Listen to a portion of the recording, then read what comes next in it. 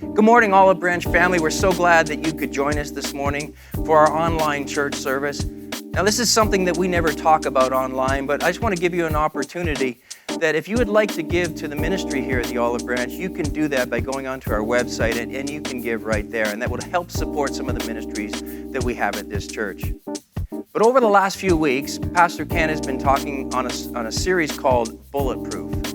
And today he's going to be talking about integrity. So what does that look like? How does that play out in our lives? But before we get to Pastor Ken, let's spend a few moments in worship together.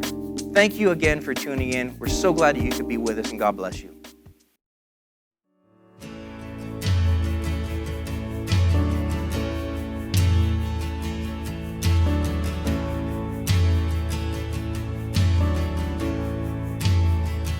I believe that the blood Jesus washes white as snow. I believe that the power of the gospel makes the broken whole. I believe that the curse of sin was broken when they rolled away that stone.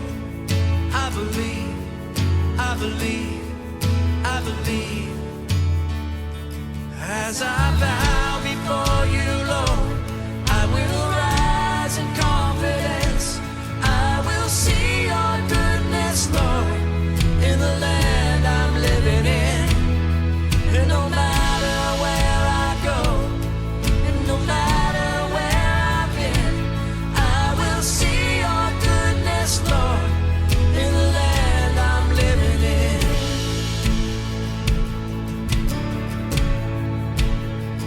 I believe that the walls start falling, we fall down on our knees. I believe that the lame will go walking, and the blind are gonna see. I believe that the gates of hell will tremble when the church begins to sing.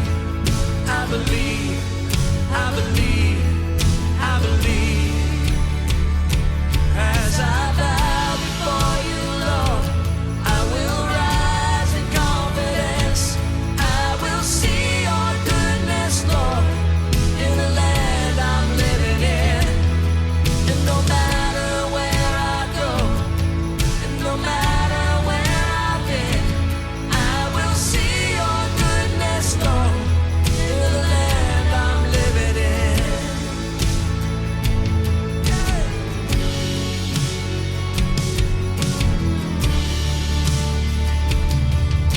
Sing it to the daughters, sing it to the sons, to every generation. Look at what the Lord has done.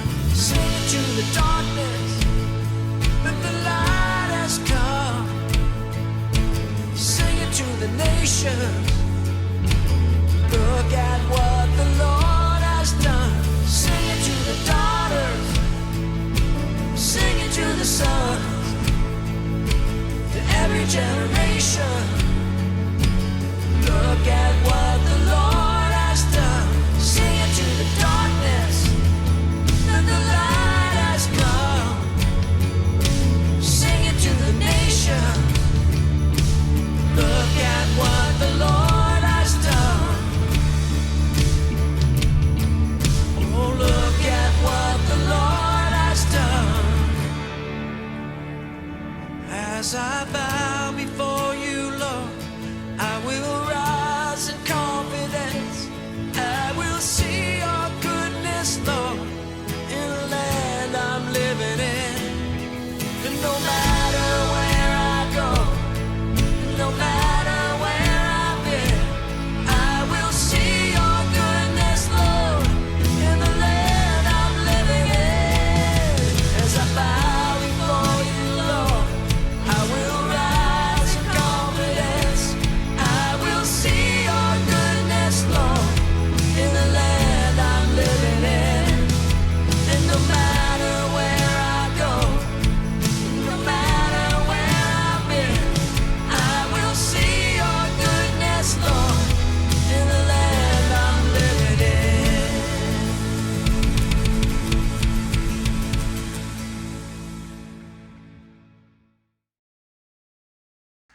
Thanks so much, team, for leading us in worship today. We certainly need the God that we've just worshiped and talked about to help us to live with character, which is what this whole series called Bulletproof is about. So that's the title of the series. And in the first message in this series, we talked about how God sets up these barriers in our lives to keep us from falling on our face, doing a moral face plant. So the first one is the conscience. Everybody has a conscience. Everybody knows right from wrong. If you know Jesus, if you've given your life to Jesus, the second one is the Holy Spirit. He speaks into our lives. Now, he doesn't force us to do anything, but he speaks to us, and we can kind of elbow him out of the way or ignore him. It's called grieving the Spirit. The next phase, the next barrier is consequences. Consequences come, and that's intended to be a wake-up call to us that something's going wrong and there's going to be a problem. And then finally, of course, is the exit interview. Everybody has an exit interview. Jesus is the judge at the end of all time, and everybody has an exit interview when it comes to that. So the way this works is there's usually a tipping point in our lives where we're kind of going along and we're maybe living with character and building character, but then there comes a point where we have to make a decision about what we're going to do. And if we make a bad decision, then we start to deconstruct our character. We move from being an authentic person to being a poser. And so, again, blowing through all of these different things in our lives, through the conscience, Holy Spirit, the consequences, and then there's the final exit interview. So the whole issue with this is, there's what I say I believe about God and about what's right and what's wrong and what I believe about Jesus and so on. But if what I do continually moves away from that, this gap in between there is called hypocrisy. Now, living with integrity doesn't mean that you live a perfect life. No one can do that. Jesus did it, but we can't, okay? But it means that how we live should line up with what we say, even though, like this kind of tend to be kind of heartbeat. There's the ups and there's the downs, and then we kind of level out, and then there's the ups and the downs, and we level out and so on. But it should match what we say we believe. And when we live like that, and this is the passage, the promise that we've been talking about, in the book of Peter, and this is 2 Peter chapter 1, basically says that there are certain principles that if we follow them, we won't fall. We won't fall, and we will make a difference with our lives. And we'll live lives that not only are authentic, but lives that actually make a difference. So this is an issue of self-leadership, and these are the three promises of self-leadership. I will not lie to myself, even when the truth makes me feel bad about myself. And if you're like me, sometimes the truth makes me feel bad about myself. I don't like that. I will prioritize what I value over what I want now. And I'll tell you, that's a problem in our culture because, our culture basically is, I want it now. And most cases, you can get what you want. Third one, I will not attempt to lead myself by myself. We are supposed to live within community of other people. And when we do that, we can make a difference, Like our life, if it's good news, man, it can just go out of control in terms of just the exponential value that we give to this world and to other people. It's bigger than you think. And that's where this message is where that's going to come true. So I want to talk about the people that you have on your plane. Years ago, I was driving my kids back from a trip to Pennsylvania, and we're coming through this small town just south of the Canadian border. And I was stopped by a police officer, and he said I was speeding. Imagine that. How could that possibly be? So he came to my window, gave me a ticket, and then he proceeded to lecture me in front of my kids, okay? And you have kids in your car. Why would you risk their safety and all, and on and on. Inside, I burned, okay? I was angry. I thought, you have a right to give me a ticket, but you do not have a right to dress me down and embarrass me in front of my kids. I'm their hero. I'm their role model. Well, years later, I realized that's exactly right. I'm their role model, I was teaching my daughter to drive, and she asked me the question. This was kind of a clue phone for me. She says, when you come to a stop sign, does it actually mean that you're supposed to stop, or can you just kind of pause? Later, she failed her driving exam, and she blamed it on me. She said, I went in and I was driving like you, and they failed me. So there you go. The Lord is still working on me, and so is the Lord, my wife, Lori. Now, here's my question. How many of you have ever, been a fantastic role model to your kids of what not to do? Like you discipline them for pulling temper tantrums. And then like you pull Yosemite Sam, like the king of all temper tantrums, because you didn't get your way or something, you showed them something different. Or you talked about generosity, but you acted like Scrooge, okay? Most of us have had those kind of things. When they hatch, ducklings apparently will follow the first thing that kind of passes by their broken egg, So if it's not mommy duck, it could be, I don't know, it could be a dog, it could be you, it could be, heaven forbid, a cat that they would mimic, and they would follow that cat around until they got eaten by it. Kids are like that. Kids love to learn, and they learn by imitating. They're really good at it. And they don't need help learning some things, like to be selfish, and wrap their lives around themselves, But they need to learn how to act when they're angry. They need to, learn other things. And they learn things from us, that maybe we don't want to tell them, like, how many selfies to take of yourself and what to do with those selfies and when to post them and things like that. They learn what to do, you see, when you're convinced that you're right. And they can learn from you, I need to be right all the time because it boosts my ego. They learn what self-control looks like and what I want it now looks like. They learn all of these different things. You see, they're still recording, FaceTime is still going when you're hoping that nobody notices what's happening. How does all this stuff fit in Bulletproof? Well, let me say it. It's just this. Character has been defined as who you are when no one's looking. And when it comes to character in kids, it's who you are when you think no one's looking, because someone always is.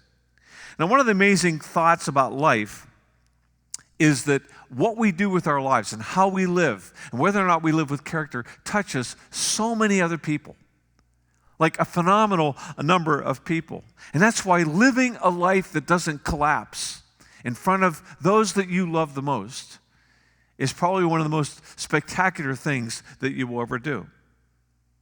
And one of the best rewards of living with character is having your children live lives, not that are bulletproof, but lives that are still standing when the dust settles. And I know that that's what you want. So today, I want to talk as clearly as I can in this series about the people who travel with us. Now, today in our live service, we're going to basically be doing child dedications, and these are kind of mimicking what Jesus did when people brought their children to him and he blessed them. But one of the questions I ask parents is, what kind of blessing do you want to see in your kids' lives? What do you want to see them live like? What do you want to see them do with their lives? And I'll tell you, almost without fail, they want their kids to be healthy, they want their kids to learn how to love, and they want their kids to make a difference in the world. And that is what character helps us to do.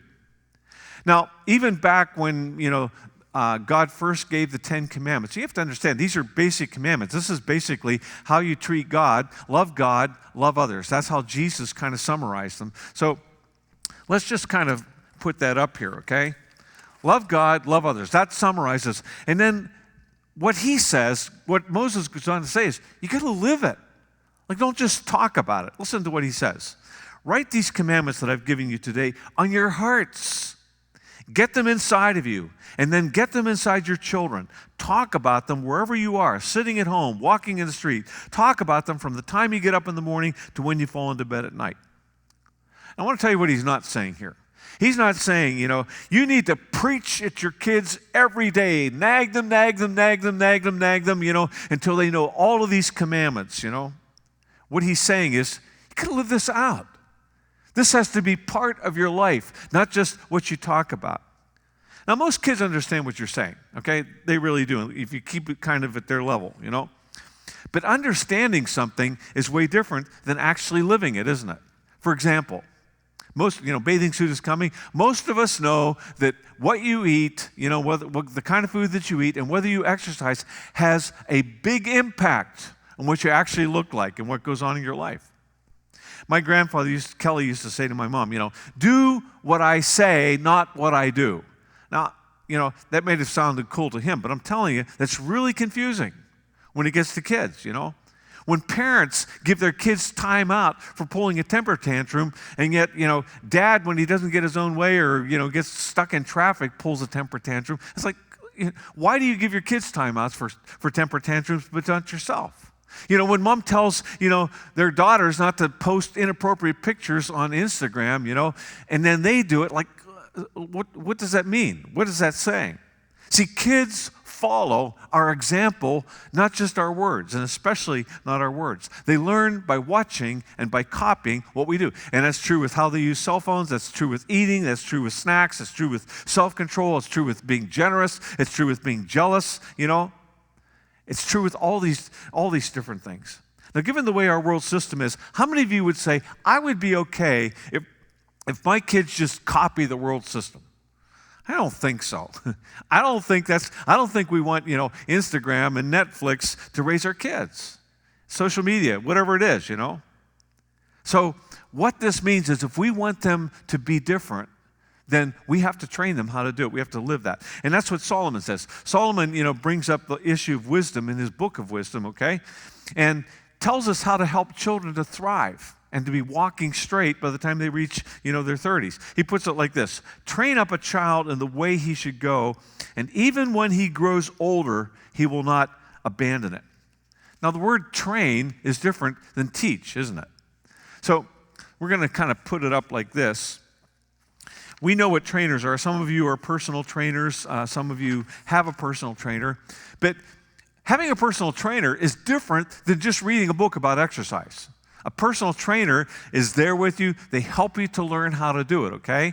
If somebody's going to come and do surgery on my brain, I want them to train for it, like for years and years and years and years until they're like 60 years old before they operate on my brain. Training is different than somebody just reading a book on brain surgery.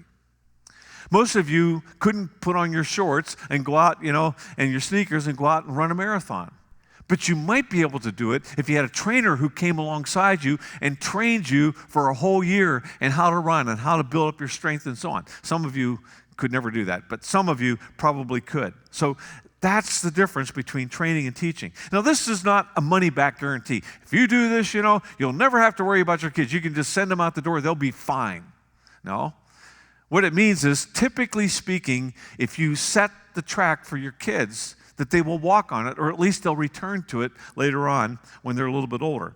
Now, Jesus doesn't say a whole lot about parenting, really, but he does say a lot about kids. And he loved kids. He always wanted them to come to him. He encouraged parents to bring their kids to him, okay? And he talked about parenting in terms of his heavenly Father. And the point is, we're supposed to be like him. Not perfect, obviously, not knowing everything, but like a good dad, Jesus said, he's not distracted. He's not out adjusting the twinkle on stars when you're going through a tough time. Like a good dad, he doesn't pull tricks on you. He doesn't promise you, a fish and then, give you a scorpion. He's a good dad. He knows you. He knows who you are. So that's probably the best training that we get. Now, on 2 occasions, people brought their children to Jesus, and if I'm not mistaken, on both occasions, the disciples basically shooed them away. Get away, get away. He doesn't have time for you. Listen to what it says. Then people brought little children to Jesus for him to place his hands on them and pray for them, which is basically what we're doing when we dedicate children. We're trying to follow in his example. But the disciples rebuked them. Okay? They're saying, go away, he's too busy for this. And Jesus said, what are you, my bodyguards? He said, let the little children come to me and do not hinder them, for the kingdom of heaven belongs to such as these. And when he had placed his hand on them, he went on from there.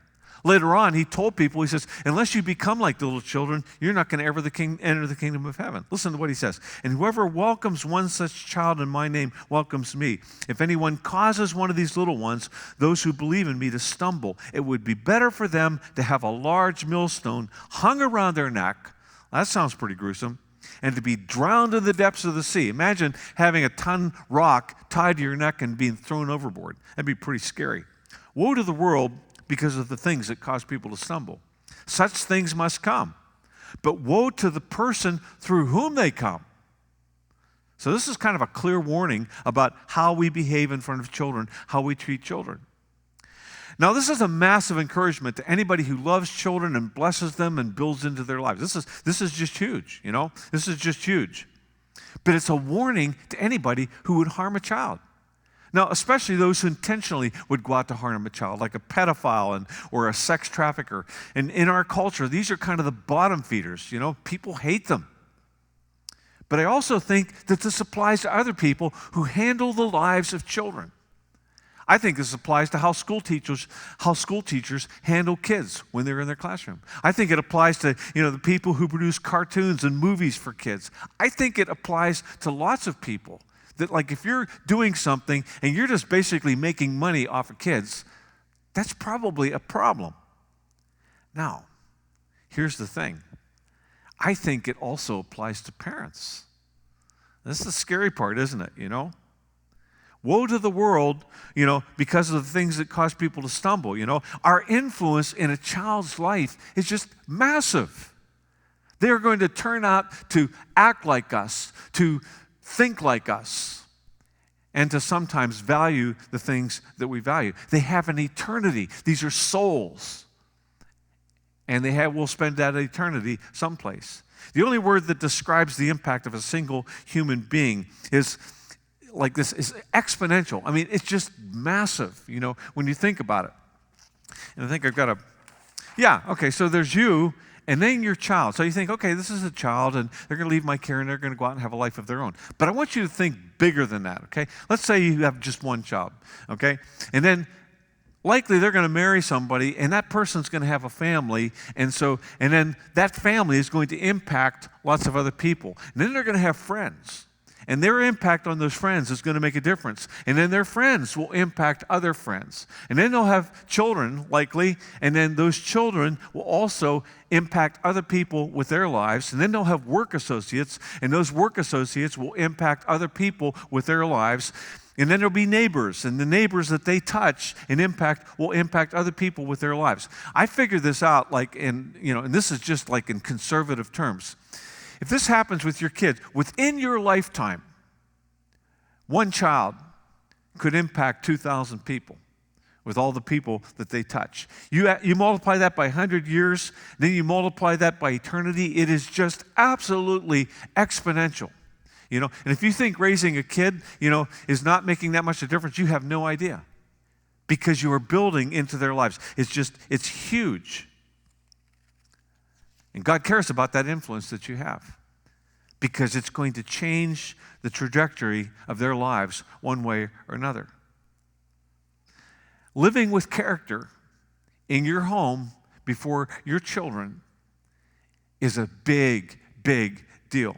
One more thing, and I'm not going to camp here, but it is kind of the other side of the equation, just so we don't miss it. God put in the top 10, honor your father and mother so that your life will be longer.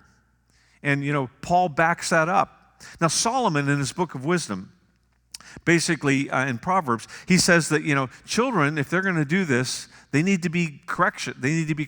So, he said, if your kids, if you don't correct your kids, you hate them. And think about that. That seems awful strong, doesn't it? But, have you ever been around kids that haven't been disciplined?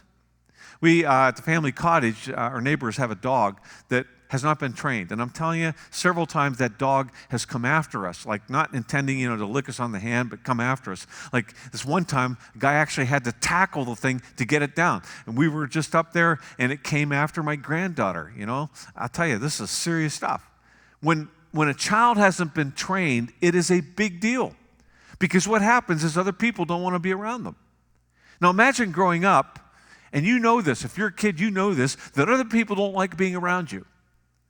And the question is, who's going to stop that child? Who's going to train them? Is it going to be the school system? Are they going to stop them and teach them to say no to themselves? Or is it going to be, is it going to be work where they're going to lose their job, lose multiple jobs because they have all these bad bosses that, want to tell them what to do and they don't want to do what they're supposed to do? Who's it going to be? Is it going to be the police where they finally have to get taken off the street because they can't control themselves, and so they just go out and do what they want to do? It's a dangerous person. And that's why Solomon would say, if you don't discipline your child, if you don't train your child, he said, you hate them because you're sabotaging their future. Now, this leads us right to the end, okay? So I'm going to tell you two stories. I'm going to make a couple of applications, and then we're done, okay? First story is about David. Now, most of you know that he's the one that took down, the giant Goliath, with a slingshot, only a boy named David. He saw the whole thing round and round and round and round, and took this giant out. And so he becomes the leader of the troops, and he has, teeny boppers who are swooning when he walks into town, making up songs about him and stuff like this. He was the one that God made all the promises to. Jesus is called the Son of David, and the line of it, the whole term anointed one of God, the Messiah, that comes from David. He was the anointed one of God. David did a lot of things right. In fact, he probably did most things right. The one thing he did not have, and that's a stellar reputation as a dad. Now, he was a courageous man, but when it came to his family, it was like he was non-existent, and that sometimes happens. He wasn't engaged. One point, someone was talking about the outrageous behavior of one of his sons, Adonijah, and we're going to talk about him later. And this is what it says. Now, his father, King David, had never disciplined him at any time by asking, "Why are you doing that?" That says volumes. Now, the backstory on this is fascinating and a little scary.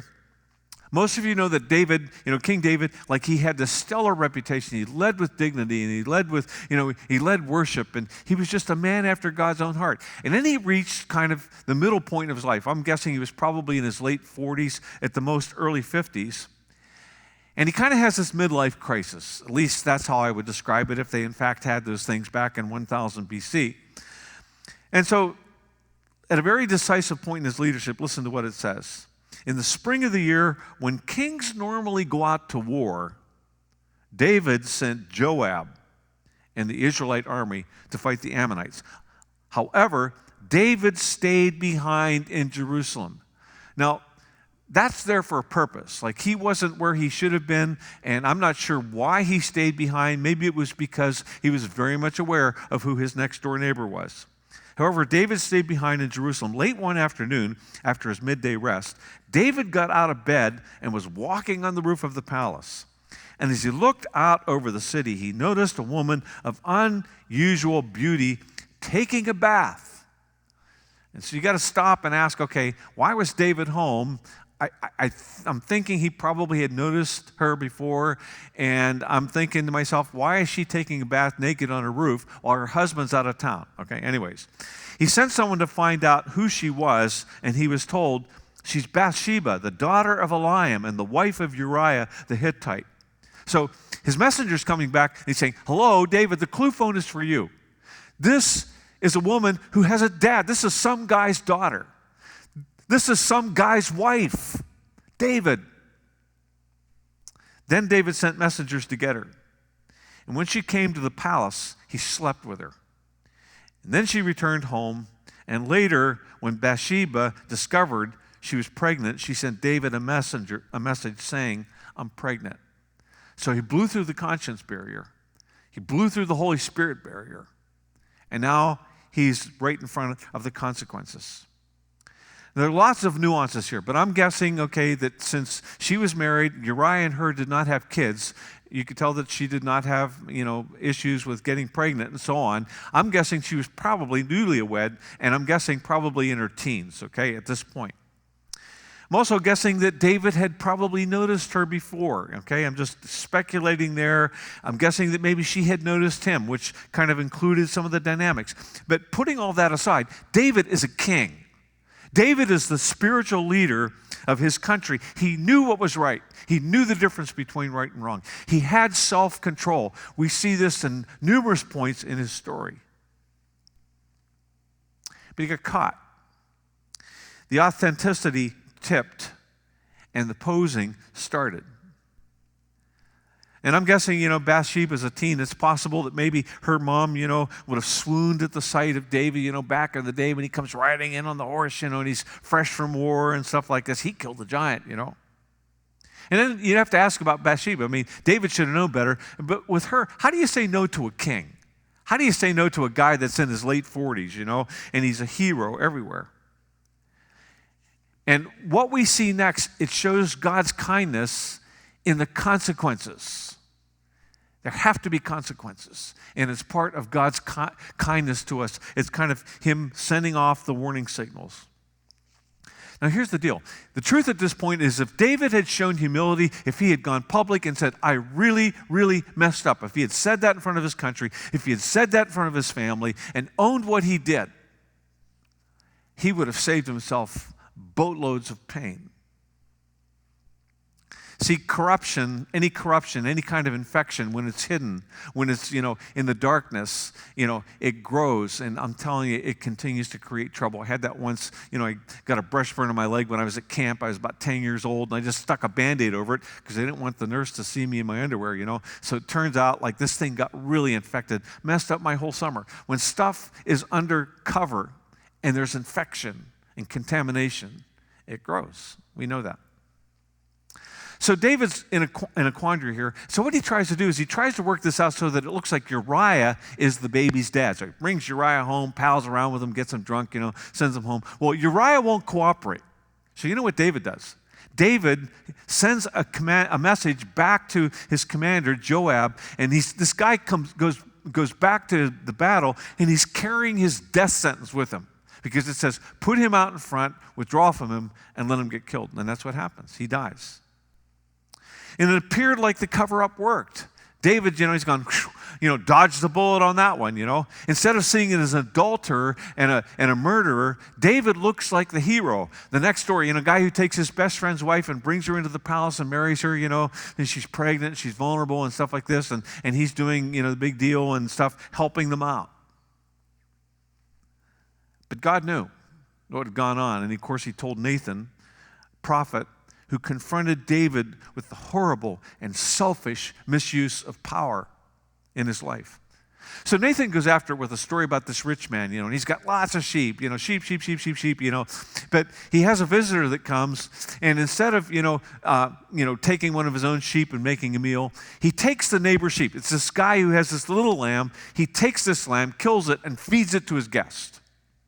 He tells David this story. David is just livid. He's furious. He says, this guy deserves to die, but instead pay back 4 times what has lost.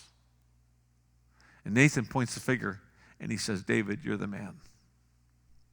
Visitor was lust. 4 times over is what happens in David's life in this next phase. So David is broken. He confesses his guilt and the shame of what he's done.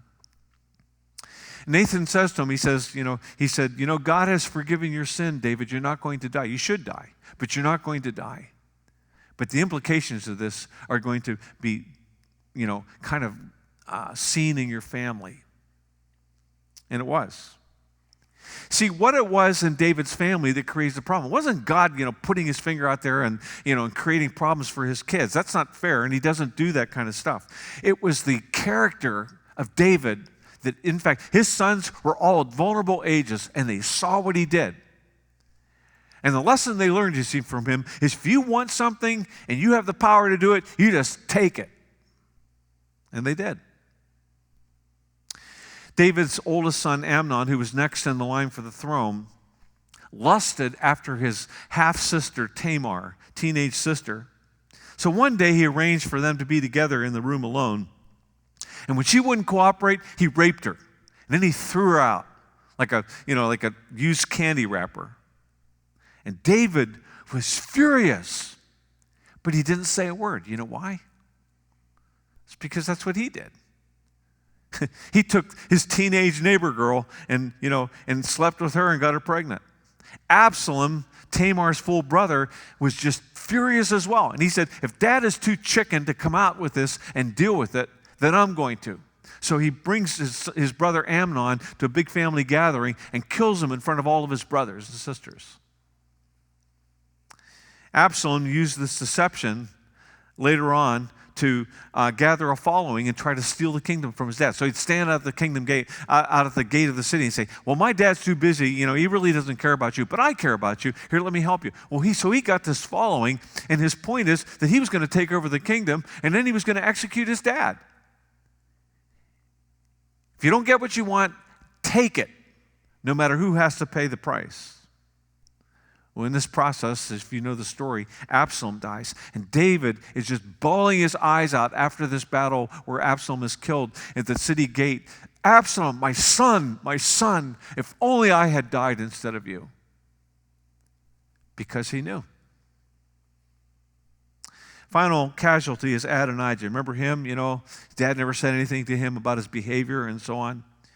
So he saw this as well. If you want it, take it. David was old and weak at this point, so Adonijah declares himself to be king, even though he knew that Solomon was supposed to be the next king. And he dies. Now here's the deal. We can't be perfect as parents. We just can't be, you know. I'm going to screw up, and I have screwed up, and you're going to screw up, and you have screwed up, okay? No one expects us to be perfect. But I'll tell you what makes the difference. Our kids know that we aren't perfect, but when we try to just cover it up, when we try to hide it, well, that just makes it worse. If we have the humility to come and say, I've messed up, would you forgive me? Kids are great at forgiving. What they aren't good at is watching us when we're inauthentic, when we're posing, when we tell them to do things that we won't do. Humility and ownership of what's gone on may be the most powerful tools in your toolbox when it comes to parenting. See, David, you know, God's anointed king, he was the best king that Israel had ever had. He was the writer of Psalms. He was the man after God's own heart.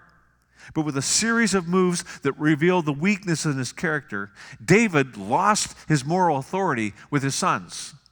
You see, they didn't read his Psalms about how much he loved God. They didn't read the accounts of, 1 Samuel that tell us, how brave and courageous and self-controlled he was. They watched his example, and it took them down. If you want it, take it. And they did, and they died. It brings us to one final story. Most of you know that I watch Mayday. I don't watch it when I'm about to fly, but I do watch it. Mayday is basically kind of where they do kind of an analysis of what caused planes to crash. There's one episode that I've seen 3 times, and I'm telling you, it's the most fascinating one. And it's called Deadly Distraction. Let me explain why it's called that. Features the flight of Eastern Airlines 401, which was basically a routine flight between New York City and Miami at the time. So took off from New York City, 1992, December 29th. So people were flying home for Christmas. People were flying to visit relatives and so on.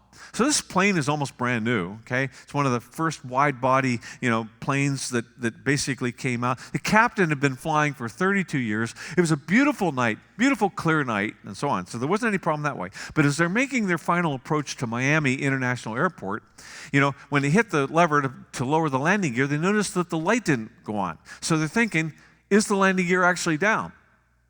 So they decided they were going to abort the landing. They circled around and figure out what it was. Now that's normal stuff. They should do that, What makes this story crazy, is that in the cockpit of this plane, you have 2 pilots and an engineer, and they're all fumbling around with this $12 bulb in the dashboard of this plane. And somehow the pilot bumped, the controls, and they lost, they lost the thing that was supposed to keep them at the same altitude. And so they're messing around with this bulb as this plane dives into, the Everglades and crashes there. 176 souls on board. 101 of them died. Interesting term, isn't it? Souls. The only other place where people are called souls is in the Bible and in church and so on. But when people are on an airliner or people are on a ship, they call them souls if they know their lives are at risk. It really does up the ante, doesn't it? And it contradicts the wisdom that's taught in, just about every university and high school classroom, that we're just basically germs that have the courage to crawl off a pond and evolve and stuff. And when we die, that's all, folks, no more. But we know differently. We have souls that will live forever. And every parent knows that the eyes and the ears and the little feet that follow us around, copying us, that they aren't just grown-up germs. They're souls. They're souls, and they live forever. Really, really scary part of parenting is knowing that they will copy you. They will imitate you. They will imitate your values, even the ones that you're not even sure about or don't even recognize that you have. Nothing escapes them. They see it all. The amazing news of parenting, you see, is that what you do and what you teach makes a difference in the vastness of eternity. The influence goes on and on and on if you take this seriously. And that's the scary news too. Because if you don't, and like David, you lose your moral authority in your family, that also carries on. See, the way this works is that we go on through life, and you need to push a pause button before you walk over this tipping point, this defining moment in your life. Because if your moral character tips, then what happens is you lose your authenticity, And this is what you really want. You want to live with character. You want to make a difference, being a giver. But you pass to the other side of this as a poser. You lose your moral authority, and you end up with what you don't want. And the point is, you have souls on your plane. You have souls on your plane. Now, we parents have needs, don't we? We do. Just because we're growing up doesn't mean we don't have needs. We have desires. We have ambitions, You reach a certain point in life, and you had all these dreams for what your life was going to be and so on. We have lusts. We have tendencies. And sometimes we get partway through life and we get restless and we get bored with life and we get distracted. And some of the desires that we have are good. They're noble. But some of them aren't. Some of them are about us. Some of them are selfish. Some of them are wrong. We think that something's missing, and sometimes we think, well, it's the attention of other people. If I only had the attention of other people, if only I had some time and space for myself. I feel work crowding in on me. I feel the kids crowding in on me. I feel, a spouse crowding in on me. We feel these little sticky fingers pulling at us, and demanding more. And we think, well, what about me? What about me? What about my thrills? What about my needs? Social media calls, and offers a little charge, some attention of people who want to follow us, and we want to show them what we have and how successful and good we are. And sometimes we do that. And the truth about us, if we are not thinking about it, if we don't push the pause button sometimes, we will make sacrifices in our character to get what we want. We'll be fooling around, distracted with a $12 bulb as we fly our lives into some mess. Remember, you can make a huge difference, but you have souls on your plane. You have souls on your plane. Make sure that you pay attention. God, give us the grace, give us the wisdom to see each day what we can gain by living with depth and character, and to just bring your power into our lives for that to happen. Help us, God, to hear the voice of the Spirit calling to us to make the difference that we were created to make. Help us to have the courage and the will to say yes when we need to say yes, and no when we need to say no. We need your power to pull this off. Please help us. Please help us. Amen. We're going to worship. Remember the one who gives us the power to live with character, and then I will send you out. Let me be filled with kindness and compassion for the one in whom you love and gave your Son for humanity. Increase my love and help me to love with open arms like you do. A love that erases all the lines and sees the truth. Oh, that when they look in my eyes, they would see you. Even in just a smile, they would feel the Father's love.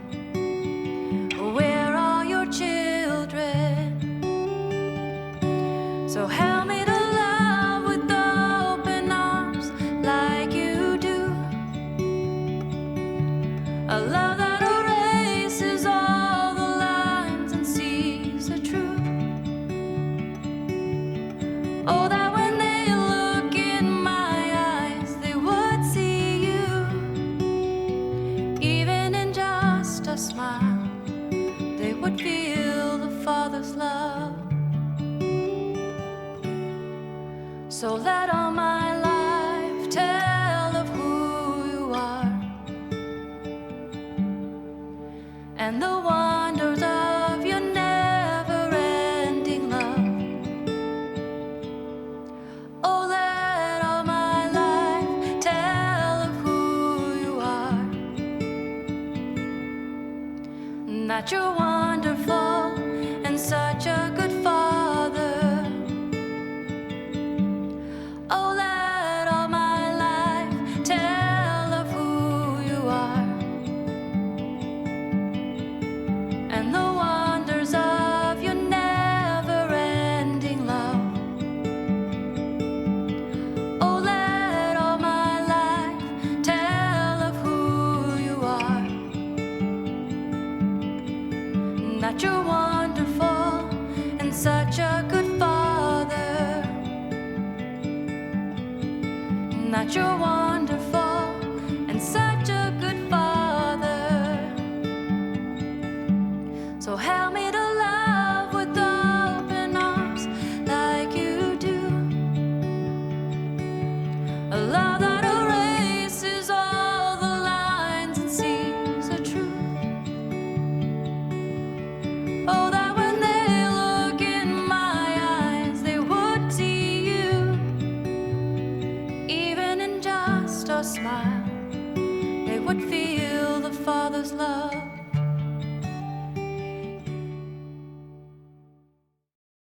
May the God who gives grace and power and character and help to weak people like me, weak people like you, people whose desires and intents get tangled up, people who sometimes forget what's at stake, may His grace give us the power to stand